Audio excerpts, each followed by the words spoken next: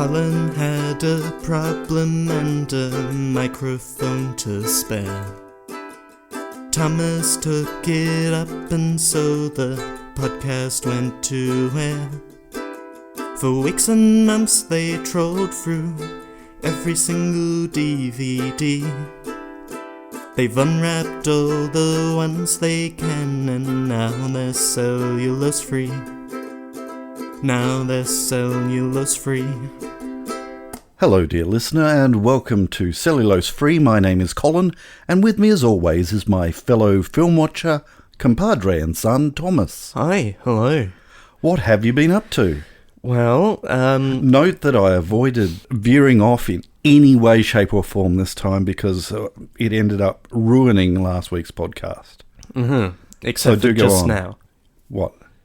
Except for just now when you veered off into... Oh, we're doomed. Doomed, I say. Yeah, so what have I been up to? So almost immediately after finishing recording last week, a cold set in, and that lasted the first half of the week, and that was unpleasant, and so I didn't do much then. And then the rest of the week up until now, I didn't have a cold, but I didn't get up to much either. Because you'd got so used to not filling your week jam-packed with things whilst you were sick. Yeah. That thing that I always do. Good. Which is filling my week with things like baseball. Quick maths pop quiz. 1 squared is 1. Minus 1 squared is 1. That's it. That's the news. Good. There's an under bracket for the bad people to win. The under bracket. As opposed to the over bracket, which is what we already had, and which was supposed to take the best people, but was taking the worst people, because winning was losing. Winning's winning again. Right. Now, I need to ask you, on the record, how long did it take me to answer those 2 mathematical questions? The first one, pretty good. The second one, a little longer. But when you say a little longer, are we talking like minutes that I've cut out of this podcast whilst I checked it on Google? Or are we talking pretty much still straight away? No, it took years. Took years. Mongrel. To work out. I answered it pretty much straight away, didn't I? Good on me. I'm still reeling. Mind you, I would have cut out that whole segment if I had got it wrong. Yeah. The news is that minus 1 squared equals 1, and as a result, winning is winning again. Hooray! Oh, for joy. And possibly other consequences.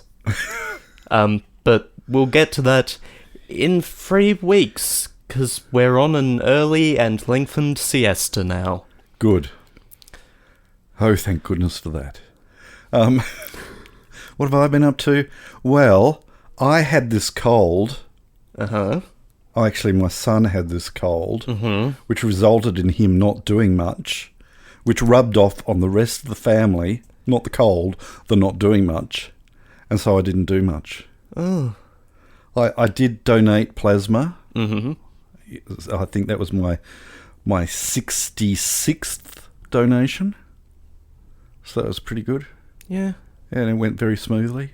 They were most impressed with how quickly I filled up the bag, because it all depends on how hydrated you are and things like that. So there's prep work that you're meant to do beforehand, and a lot of people don't.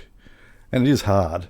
You know, you get a message the day before saying, we have a seat with your name on it for when you come in tomorrow.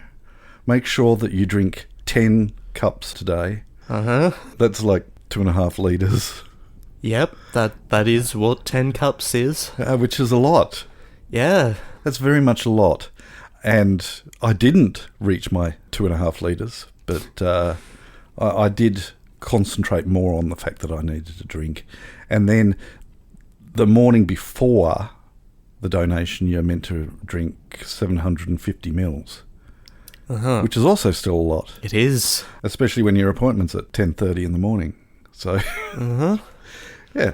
But, no, it went very smoothly and, yeah, good stuff. If you can do it, I heartily encourage you to do so. I don't know what it's like in other countries, but here in Australia it's purely voluntary. You don't get paid for donating your vital essence. But you get warm, fuzzy feelings. And, yes. So that was your week? That was my week. I'm sure there were other things that I did. I had been playing a bit of Euro Truck Simulator. Two. And driving large vehicles across Europe. I did my first wide load transport today. So I had the, what do they call it? Escort. Right. So it was the first one that I had with an Escort. Ford Escort. 2-litre Ford Escort. No, yes, a vehicle front and back, and police vehicles stopping traffic, and me being able to go through red lights, and yeah, it was a long, slow trip, that one. Yeah, I can imagine.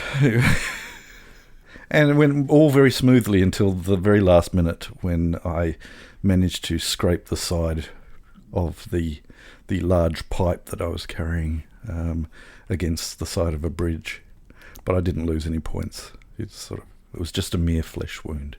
Right. Speaking of flesh wounds, we're watching a Michael Bay film today. We are, yep. So I suspect there will be numerous flesh wounds. What, pray tell, is the Michael Bay film that we will be watching today? We are watching, from the director of Armageddon and Bad Boys, The Island. I believe it is his first film that was not produced by Jerry Bruckheimer. Bruckheimer. No, this is a Parks McDonald production. Not a Parks-McDonald, a Parks/McDonald. Right. Thomas, would you please, because my understanding is that nobody knew anything about it when it came out. And we'll get to that later. Right. But for those of you who have not heard of The Island, would you please tell our dear listener the plot synopsis on the back of the DVD case? Lincoln 6 Echo is running for his life. A life he knows little about except for two things. One, authorities at the tightly controlled facility that sheltered him said he would someday live in a paradise that is Earth's last inhabitable place. 2. It was all a lie. Ewan McGregor is Lincoln 6 Echo, and Scarlett Johansson is Jordan 2 Delta, scrambling to elude deadly pursuers in an outside world they've never before experienced. Michael Bay directs, delivering high-tech excitement as he peels back layers of mystery surrounding the fugitives. The sights dazzle, the pace thrills, the story set in 2019. Probes a jolting, palpably real future shock.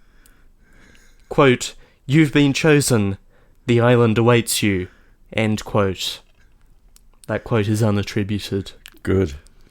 Now, I did mean to do a quick run-through of that before we recorded, just so that you could practice saying, Michael Bay. But Michael Bay. No, it's Michael Bay. Michael Bay? Michael Bay. Michael Bay. I will put the explosions in the background in post. Michael Bay.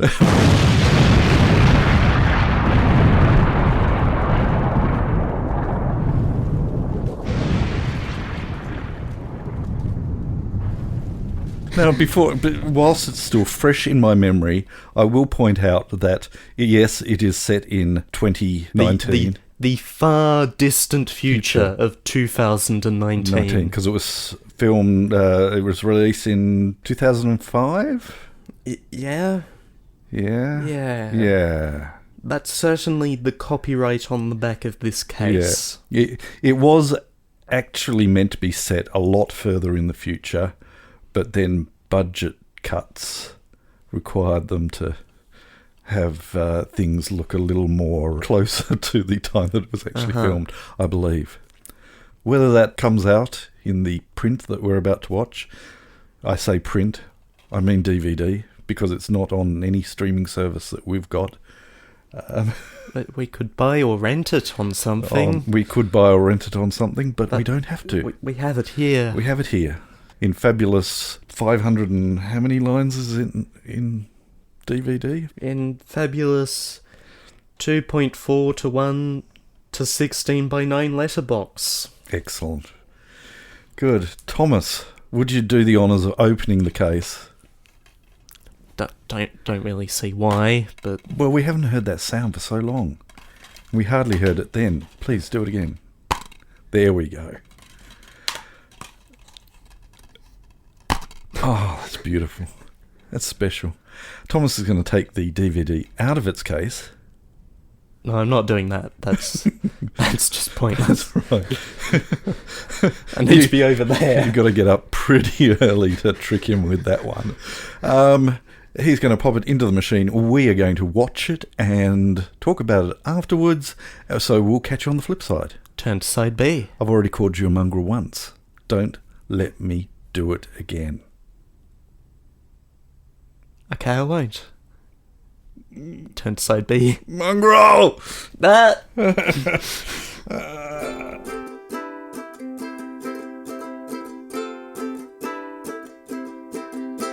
So, what did you think? My ears are cold and my neck hurts. Oh, haven't heard you say that in a blue moon. Oh, hang on, it was a red moon. A blood moon. A blood moon. A florist's blood moon. A super florist's blood moon. Yeah, sorry for the delay in getting back to you. We got to the end of the film and then raced out to see a lunar eclipse. And it was cold. It was. Very cold out there. And high up. That being said, it was visible. Yep. And if you're going by the weather of earlier today, that is a big surprise. Mm. Yes. But you should never go by the weather of earlier today. No. This is Tasmania. Mm. If you don't like the weather in Tasmania, come back in 5 minutes. Or in a few hours. Indeed. Or just look again. So I've taken lots and lots of photos that I do not know whether they've turned out, because I stuck a manual lens onto a camera that it wasn't designed to be stuck on, and had to manually set apertures and exposures and but no focus. Clouds in The way. worst is the focus, because it was really fiddly. But no clouds in the way. No clouds in the way. No, there was quite a shimmer in the atmosphere though, so I'll blame anything that looks out of focus as being atmospheric disturbance. Oh, right, the film. You were talking about the film. Yeah. Yes, what did you think about the film? It's a bit naff. Innit? Oh, look. Oh, I just said, oh, look again. Can we start that again? It's a bit naff, innit? It really is. Except for the bits that aren't, and that's the really frustrating thing about it. If he was not allowed to be Michael Bay for a good 80% more of the movie, it could have been good, I think. But maybe. I don't know. It was as if I don't know, somebody was holding him back. All right, you can be Michael Bay now. Cool. crash, thump thing, quick edits, and not being able to work out where anybody is, and then let's wheel him back again and take a breath and let the actors be actors again. And the thing is, I don't think the bits that weren't Bay doing Bay were all that good either. Okay. Yeah. Fair enough. It all just sort of happened. We are introduced to our characters, and on that very same day, they are hit with the quote-unquote earth-shattering kaboomy. Well, I mean, that's the thing, isn't it? This all took place in, 48 hours? Yeah. Yeah. 2-3 days. Yeah. I'm impressed with how quickly everything was. The forces managed to get gathered together to search for them, and anyway. Yeah, mercenaries. You pay them, and you get service.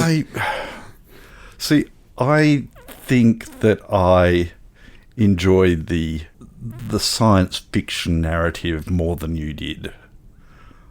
I think. Thomas is nodding.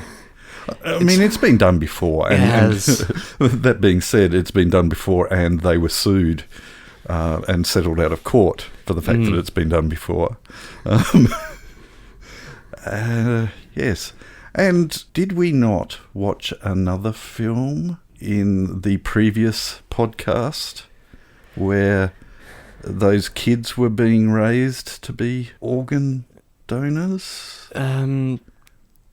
Yes. Yeah, I don't know where that fell in the order of when films were made, and a little sadder, and yes, but they knew that that's what they were being raised for, I think, didn't they?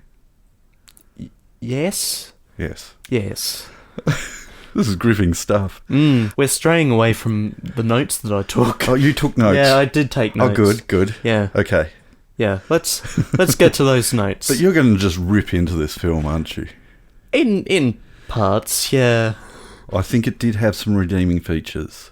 It is naff. The film is naff.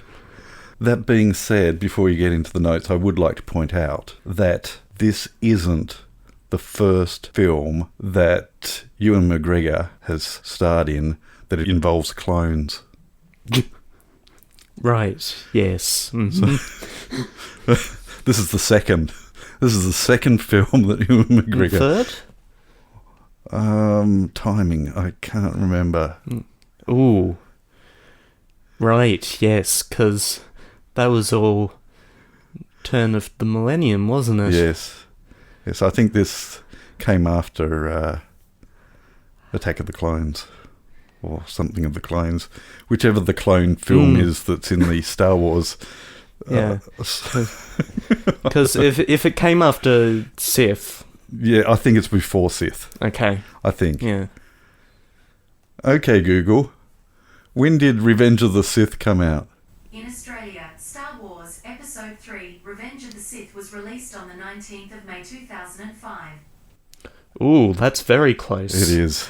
Ooh, okay. July 22nd. So this is the third film involving clones with Ewan McGregor in it, because Revenge of the Sith still had clones in it. Oh, hang on. What did Google say it came out? May 2005. I thought they said December.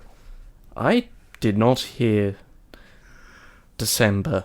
Okay, Google, can you repeat that answer, please? Sure. In Australia, Star Wars Episode 3, Revenge of the Sith was released on the 19th of May 2005. Okay, we'll edit all that out. And so this is the third. I think I got influenced by the blood red moon. Uh-huh. Yes. Uh-huh. It's thrown my chakra. Right. And my midichlorians. Okay, so third. Yeah. Good. Okay. Can I begin? Only if you mention which film this clones. Anyway, yes, you can. Okay, so first of all, broad strokes, very broad strokes. There will be spoilers here, by the way. I don't care. I don't want you to watch this film. It's not very good. Broad strokes. This is very of its time. You've got the yellow lighting. You've got very high contrast lighting. You've got a DVD with DVD-ROM features on it. Very much of its time. That being said, that lighting, the high contrasts and the yellows, is more of its director, I think. And the guy who he's worked with so much, even though Jerry Bruckheimer didn't produce this, he's very prone to having the yellows and high contrasts. But yes, the blues are too blue, the yellows are too yellow. Mm-hmm. The touch screens are optimistic. Apparently that was a real touch screen. The touch screens are big. Yeah, that was a Microsoft touch screen, in fact. Rumoured to be. Yes. I believe Although it. Microsoft definitely had their fingers in it. No, they didn't. Also of its time. The Xbox logo. That big product placement that took several minutes to get through. Good grief. And didn't really serve much purpose in being as long as it was, other than to make money for the film. So that Xbox can be... Yeah. It certainly didn't get cut back as far as the Puma logos? Yeah, Puma. Definitely Puma. No. Yeah, it's good to know that Puma is still around in 2019. Speaking of 2019, I guess we get personal flying machines in 2019? Oh, why? Why did they... This demonstrated perfectly, however, why we can never have personal flying machines. Yeah, because we'll fly them through trains on cables and kill civilians. It's just, yeah. But some of the trains were flying trains, I think, too, weren't they? They were maglevs. Yes. And they were trains on cables. Oh, I didn't see the cables. Yeah, there were cables. There were strings. They were held up by strings. Yeah, it just demonstrated why it'll never happen. And Elon Musk and his computerized driving is strengthening that my belief in that we just can't be having that happen. If we cannot have computers make sure that things don't crash in 2 dimensions, then adding a 3rd dimension is just asking for trouble. All right, sorry, do go on. Wind things back a bit. We're near the start of the film, and Lincoln, Ewan McGregor's character, just has an inkling that maybe things aren't quite right. He's found that moth. And well before any of our protagonists have any idea that they're clones, like a good half hour before they're given the revelation, we spend a good time looking at the clones ourselves. Right. And I just find it weird that the film gives up the game to the audience quite so far ahead of our main characters. Yeah, I didn't have a problem with that. I thought that was all right. Yeah. Yeah. Okay. Yeah. Because I think, again, it comes down to the fact that it allows things to ramp up as far as the action sequences are concerned later on, too. So, Yeah, didn't have a problem with that. There's a lot of plate glass in this film. and all of it gets broken except for the bulletproof glass protecting the hologram controls. They had some fun with some of that glass too, apparently. Some say that he was a stuntman, some say he wasn't, but I say he is the stick. No. Anyway, there was a person in the wrong place at the wrong time and was going to end up being slammed into one of these walls of glass. Fortunately, there were pyrotechnics set up to explode said wall of glass, and they pressed the button just a little bit quicker so that the wall wasn't there when he ran through it. But probably for the best. Yes, yeah. We've got glass doors, we've got big glass windows, we've got shelving units made out of glass that you put a man through and it breaks. Yeah, all of the bedroom walls are glass, not see-through. They are given privacy as far as that's concerned. But yes, everything is made of glass. It's either made of glass, or it's a pristine white, or a pristine grey. Yeah. Why does an information booth, it's sponsored by Microsoft Network, why does an information booth let you video call a celebrity? Or, more specifically, a celebrity's child? I don't know. I don't know. I don't know that there are any real big plot holes for me in this, except for that. Why did that happen? It did start falling apart for me a bit before that. In the very discreet operation.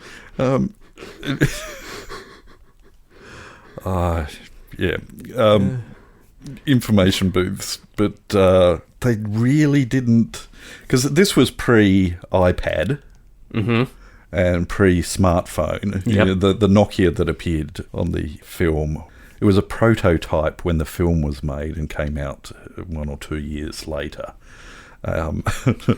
just before the beginning of the end for Nokia, and the whole information technology forecasting just didn't age well. No.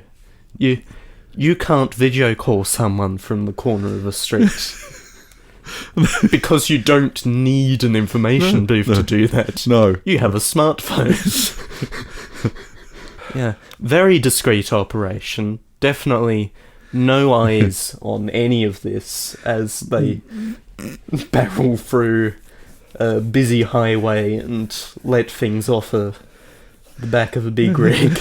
And that was jarring. It just... again, that's where the leash was let out. Again, for... okay, let's do some Bay. Yeah. And let's have lots and lots of sparks and explosive things of things that wouldn't spark and explode. And then we have the thing that you have to do if you're making a film about cloning, and that's... Meeting yourself. Meeting yourself, yes. Yeah. And we have some fun with that, and accents, because... Scotland. Yep. And then that's over, because we've killed the other one. That didn't last very long. Okay, I'm going to say something really controversial here. Okay. All right. I think WALL-E is a brilliant film. Okay, not controversial yet. Okay. Up until there are people involved. Yeah. Okay, and then it goes to pot. And I understand why people appreciate it after that point, but no, it doesn't work for me after that point. Okay. I raise that because this film works for me until they leave the facility. Yeah. It totally breaks down for me as soon as they start leaving the facility. Yeah. He just... I want to do my explosions. I want to do fast cuts and action that nobody can follow. I want to have the character be childlike whilst in the complex, and then within the next 24 hours gets really, really smart. The moment their innocence is broken in any way. I think it was the snake that did it. It was definitely the snake that did it. Oh, there are things alive out here and they don't like me. Yeah, look, we got Adam and Eve and the snake. Very symbolic. Okay. So, yes, sorry for anyone who loves the film WALL-E. I do want to reiterate that I do love and absolutely adore the first bit of it. Well, I like all of it, so... yeah. Yeah. I think I've lost credibility. We had that? Oh, that's true. So, we've killed off the real Tom. Yes. Now Lincoln is the real Tom. Mm-hmm. And we have a plan. We do. We're going to sail off into the sunset. No, we're not going to sail off into the sunset. That's right, we're not. We're going to go back to the facility because we're the real Tom. And we're the real Tom, and the fake Tom has just died, so we need a new Tom. But that's actually a fairly reasonable excuse, but I don't think it would hold up if he actually went into the scanner. It was a cunning plan, though. It was. And get timing, Jordan captured. The timing was just impeccable for something that they whipped up in,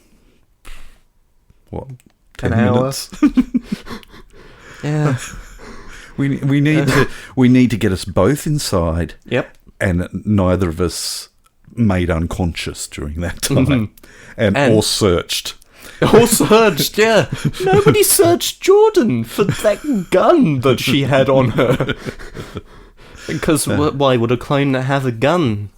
That's right. Clones aren't allowed to have guns, No. so therefore they don't have guns. They are childlike, remember? Yeah. Totally innocent in every way. Yes. Deus Ex bulletproof glass. Yes. Big leather.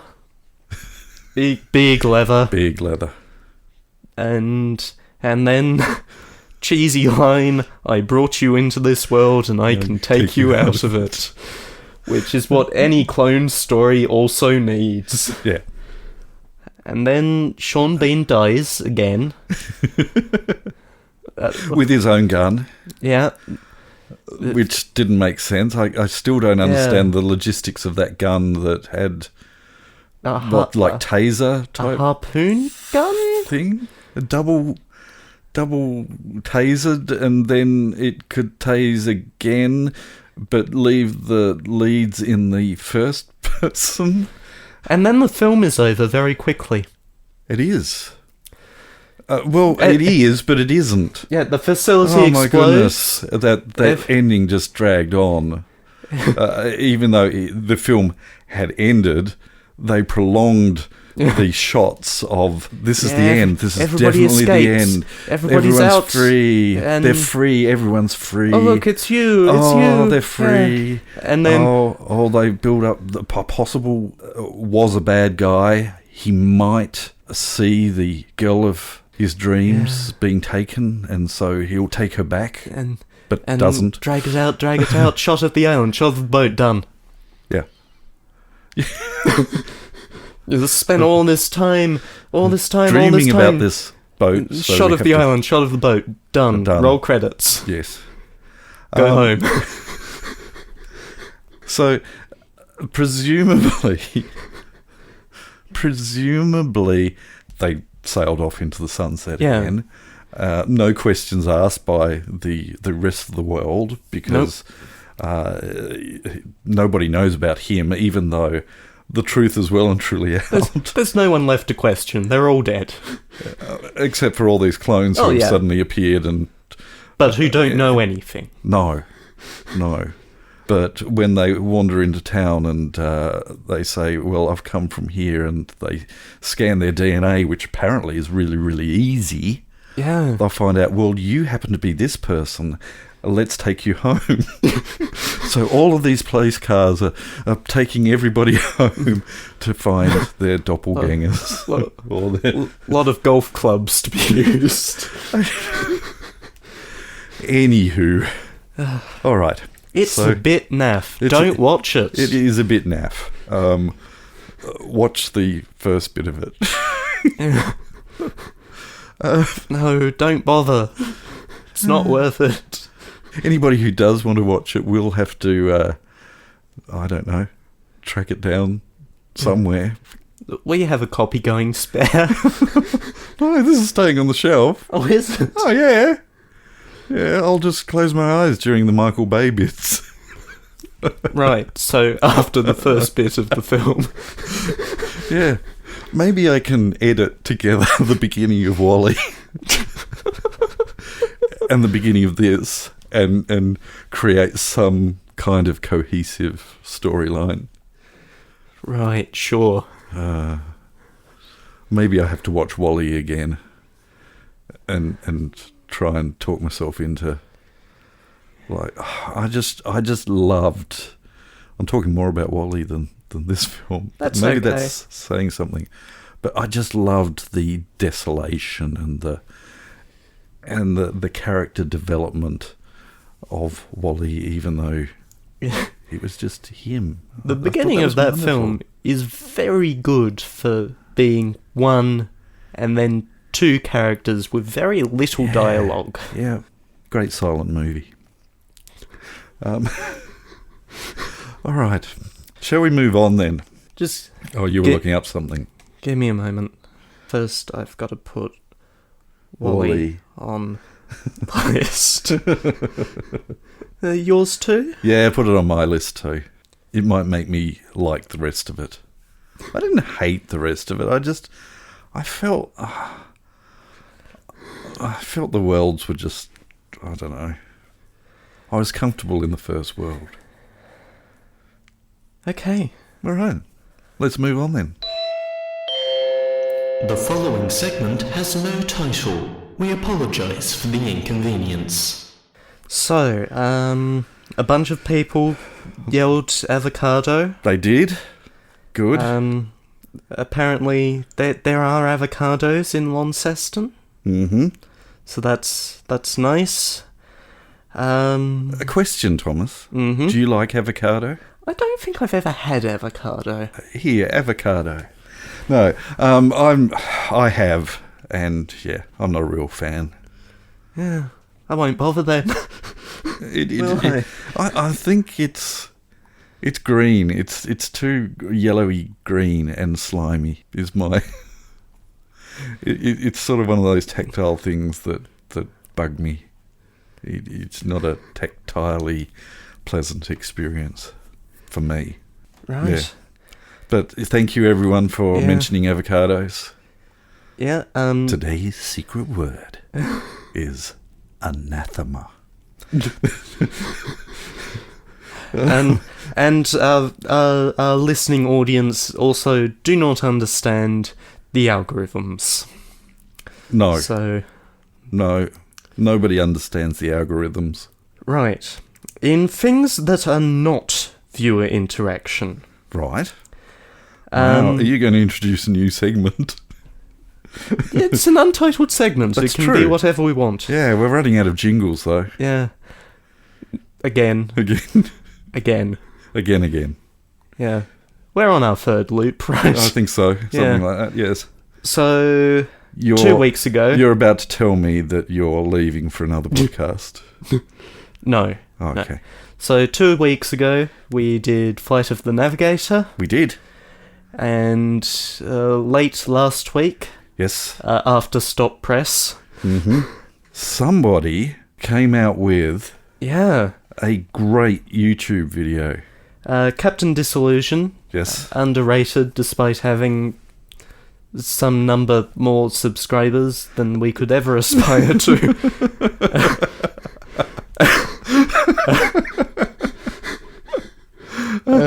I reckon that video had more views in the first minute. Oh, yeah. than we have had any listens to any of our podcasts.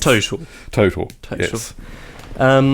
Released a video all about the VFX surrounding Flight of the Navigator, and it's really good. It is very, very well put together, and it did confirm my suggestion that the steps were certainly not CGI animated. I was under the impression that they were cell animated. They were not. They were not. However, there was cell animation going on in other places in the film, but it did confirm that, that was not done using CGI. And it was interesting to see how much other things weren't CGI. Yes, so... Go watch it. Well worth a look. It's over half an hour. We will pop a link in the show notes. I did link to it on our Facebook page, but we shall also... That'll be, down in the doobly-doo. Yep. Yeah, Thomas is pointing at the doobly-doo. The doobly-doo? Yep. It's down there. Down there. In the doobly-doo. In the doobly-doo. Also, possibly in the doobly-doo. No. There's not enough room. There's plenty of room in the doobly-doo. Okay. Recently,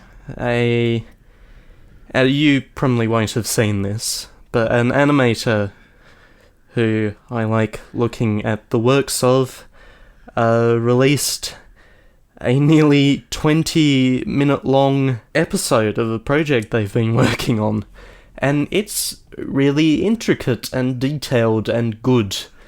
It's called Dynamo Dream, by Ian Hubert. Not the Ian Hubert.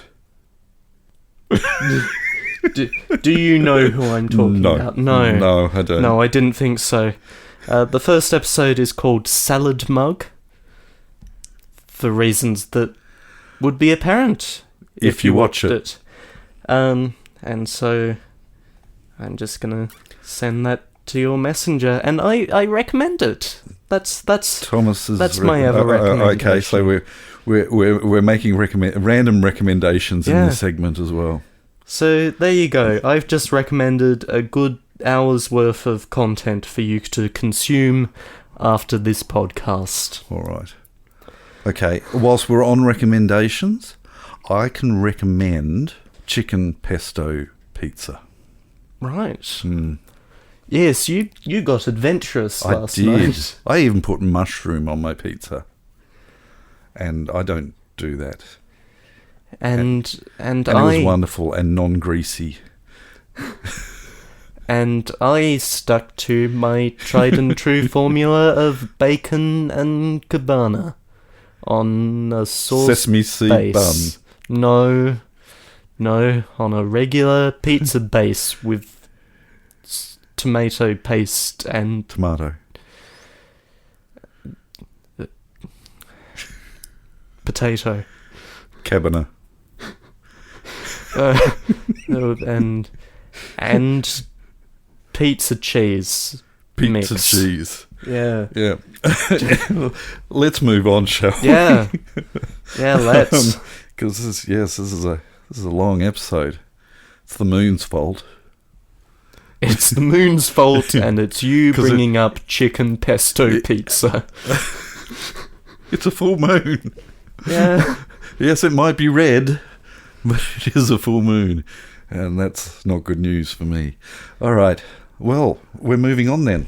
Yes. Pick a film for next week so we can go to bed. Hey, I'd better get my device out. Oh, probably, if that's what you want. Yeah, well, look, I did think of... And I said, look again. Look. If this was a video, I can assure you there would be a counter on screen right now.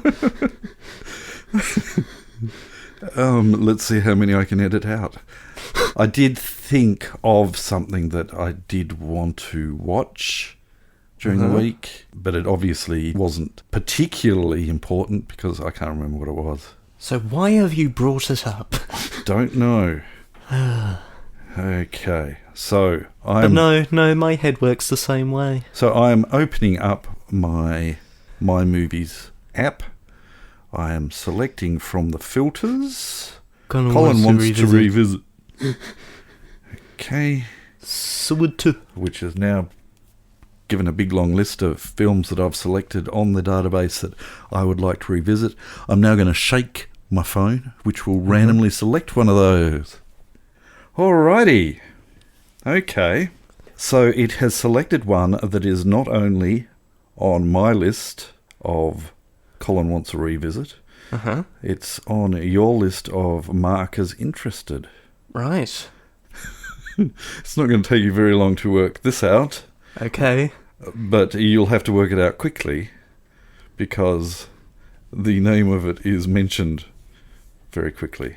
Okay, now you're ready. Set against the backdrop of the early 1960s, at the height of the Cold War, the man from UNCLE... Uncle. The Man from U.N.C.L.E. centers on CIA agent Solo and KGB agent Kuryakin. I can't help you. Kuryakin. Forced to put aside long-standing hostilities, the two team up on a joint mission to stop a mysterious international criminal organization which is bent on destabilizing the fragile balance of power through the proliferation of nuclear weapons and technology. The duo's only lead is the daughter of a vanished German scientist who is the key to infiltrating the criminal organization, and they must race against time to find him and prevent a worldwide catastrophe. That's The Man from U.N.C.L.E. next week on Cellulose Free. And until then, we'll catch you next time. Bye.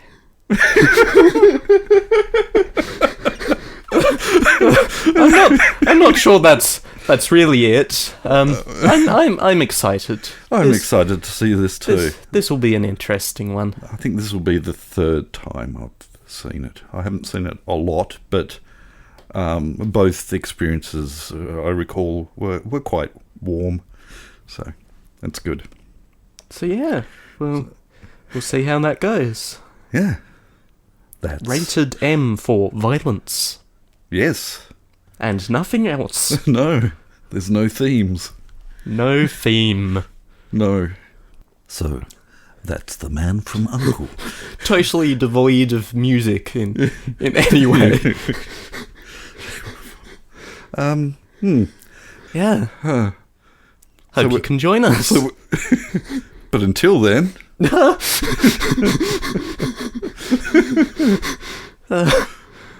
Go on, you hang up.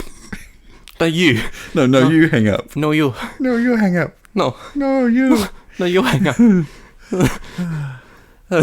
Now the question is this before or after the credits? No, this is definitely before the credits, because we're saying things that are relevant. Only things that are not relevant go after the credits. Are we?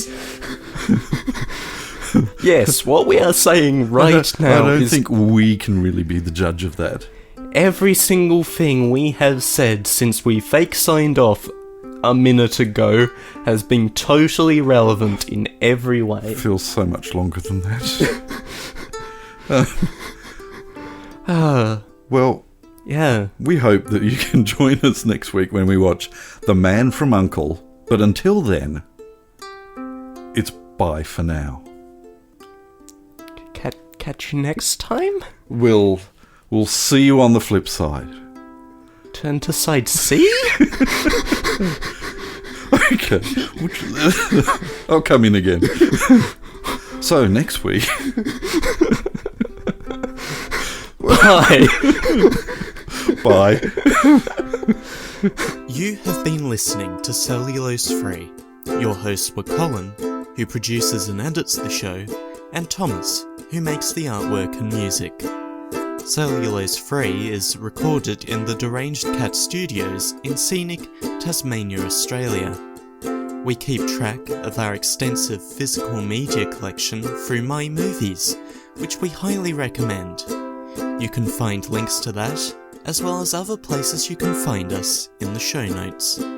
Cellulose Free is a Hi Hello production.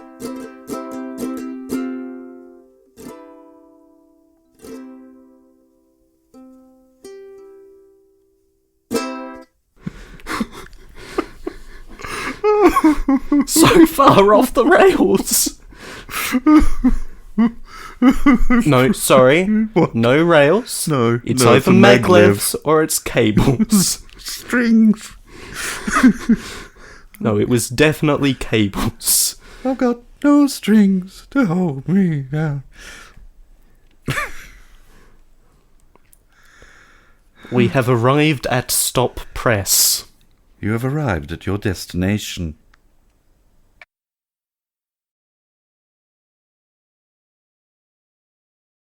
Okay, in 3. Yeah. Okay, I'm going to have to start the countdown again. In 3.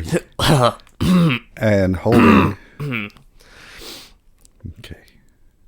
T minus 2 seconds. And holding. Still holding. Okay.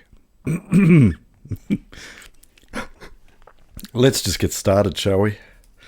If you say so. Oh, I've still got that frog in my throat. And only if you say so. Only if I say so. What was that?